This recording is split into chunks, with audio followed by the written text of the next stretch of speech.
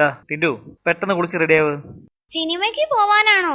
Have, ഇപ്പോഴെങ്കിലും നല്ല ബുദ്ധി തോന്നിയല്ലോ.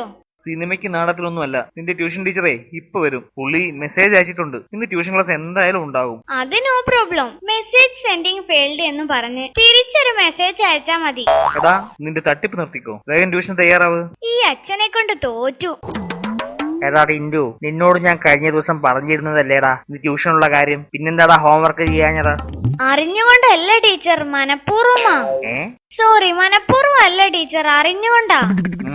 നിന്റെ വിളച്ചില് വല്ലാതെ കൂടുന്നുണ്ട് കേട്ടോ. എടാ ഞാൻ എനിക്ക് പഠിച്ചുകൊണ്ട് വരാൻ പറഞ്ഞതെല്ലാം പഠിച്ചിട്ടുണ്ടല്ലോ. പിന്നെ മൊത്തം പഠിച്ചിട്ടുണ്ട്. ഓഹോ, എങ്കിൽ ഞാൻ ചോദ്യം ചോദിക്കാം. ആദ്യമായി ചന്ദ്രനിൽ കാല് കുത്തിയ വ്യക്തി ആരാണ്? ആന്നോ? ഉത്തരം പറയടാ. അയ്യോ ടീച്ചറെ, ഞാൻ ഉത്തരം പഠിച്ചില്ല. അടിച്ച് നിന്റെ തോളി ഞാൻ പൊളിക്കും. പിന്നെ നീ എന്താടാ മുഴുവനും പഠിച്ചു എന്ന് പറഞ്ഞത്? നീ കള്ളം പറഞ്ഞടാ. ടീച്ചർ അല്ലേ പറഞ്ഞത് അടുത്ത ക്ലാസ്സിൽ വരുമ്പോ മുഴുവൻ ചോദ്യങ്ങളും പഠിച്ചുകൊണ്ട് വരണമെന്ന്? എന്നിട്ടാണോടാ ഞാൻ ചോദ്യം ചോദിച്ചപ്പോ അറിയില്ല എന്ന് പറഞ്ഞത്? അതെങ്ങനെ അറിയും? ഞാൻ ചോദ്യങ്ങൾ മാത്രമല്ലേ പഠിച്ചത്, ഉത്തരം പഠിച്ചിട്ടില്ലേ? ടീച്ചർ പറഞ്ഞു ചോദ്യം പഠിക്കാൻ, ഞാൻ പഠിച്ചു.